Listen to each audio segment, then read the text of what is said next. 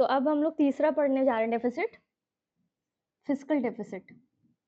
ठीक, fiscal deficit का क्या मतलब होता है कि टोटल एक्सपेंडिचर, अभी तक हम लोग पीछे ये सब पढ़े थे, रेवेन्यू एक्सपेंडिचर, रेवेन्यू डेफिसिट पढ़ा, इफेक्टिव रेवेन्यू डेफिसिट पढ़ा, पर अब हम लोग टोटल की बात कर रहे हैं। तो टोटल एक्सपेंडिचर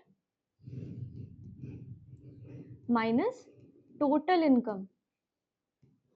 ठीक, अब यहाँ पे टोटल एक्सपेंडिचर के साथ टोटल रेवेन्यू नहीं कर रहे हम लोग। ठीक, टोटल रेवेन्यू नहीं माइनस कर रहे। क्यों? क्योंकि पहले देखते हैं कि टोटल एक्सपेंडिचर में क्या आएगा, capital expenditure plus revenue expenditure, और माइनस टोटल इनकम में revenue receipt plus non date non debt revenue आएंगे। अभी समझाते हैं कैसे। जो हमने पीछे पढ़ा यहाँ पे कि जो हमारी कैपिटल रिसीट थी, एक तो हमने चीज माइनस टोटल इनकम, टोटल में क्या आएगा, टोटल एक्सपेंडिचर, दोनों साइड के एक्सपेंडिचर माइनस टोटल रेवेन्यू। लेकिन हम यहाँ पे टोटल रेवेन्यू क्यों नहीं ले सकते, टोटल इनकम क्यों बोला? क्योंकि जब हम अपनी इनकम की बात करते हैं तो हम उसमें लोन इंक्लूड नहीं करते हैं। अगर आपसे पूछा जाए कि आपकी सैलरी, आपका इनकम कितनी है, तो हम कहेंगे कि 20,000 मेरी वो है इनकम। लेकिन अगर हम कहें कि उसमें 15,000 जो है, 15,000 हमारा लोन है और 5,000 की सैलरी है, तो क्या आप उसको अपने इनकम में जोड़ेंगे? लोन को नहीं जोड़ेंगे। तो इसीलिए जो लोन वाली लोन्स होते हैं, जो कैपिटल रिसीट का पार्ट है, वो डेट रिसीट्स होती हैं, इसको हम लोग डेफिसिट में नहीं जोड़ते। जो बाकी हैं डिसइन्वेस्टमेंट या अदर्स, ये होती हैं नॉन डेट रिसीट्स, तो इनको जोड़ा जाता है। तो total expenditure minus total income में क्या क्या आएगा, दोनों साइड के expenditure minus revenue receipt plus capital receipt minus debt receipt लिखो, या capital receipt plus non debt receipts. ठीक, तो नॉन डेट रिसीट या रेवेन्यू लिखेंगे इसको, रिसीट।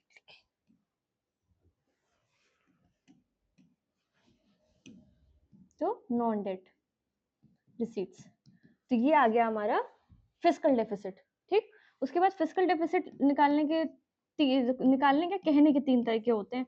तो पहला ये हो गया, दूसरा हो गया टोटल एक्सपेंडिचर, और उसके बाद माइनस टोटल रिसीट्स। अब यहाँ पे ये कहने के दूसरे तरीका है, टोटल रिसीट्स एक्सक्लूडिंग बोरोइंग्स।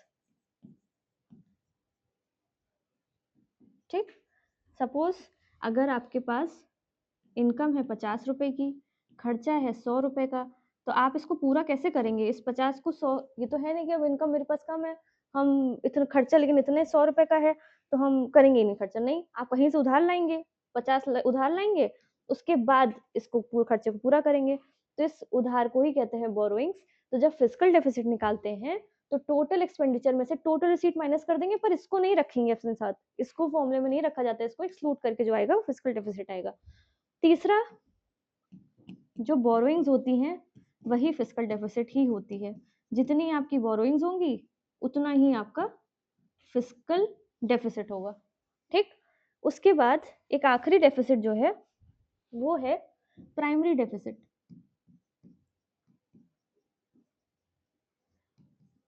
ये टॉपिक इसलिए इम्पोर्टेंट है क्योंकि स्टेट एग्जाम हो या यूपीएससी का एग्जाम हो, अभी 2025 में इसमें से एग्जाम आया, इसमें से क्वेश्चन आया भी था, उन्होंने सॉल्व करा ली थी, प्रॉब्लम की तरह दिया था कि ये अमाउंट है, हमें इससे प्राइमरी डेफिसिट इतना होगा, फिस्कल डेफिसिट इतना होगा।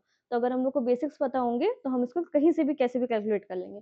प्राइमरी डेफिसिट ये होता है कि सरकार कहती है कि ठीक है हमारा फिस्कल डेफिसिट इतना है, लेकिन हम उस चीज को क्यों जोड़ें जो हम लायबल है, जिस मतलब कि अगर हमने प्राइमरी डेफिसिट का पहले तो फॉर्मूला लिखते हैं। प्राइमरी डेफिसिट होता है fiscal deficit minus interest paid on previous borrowings.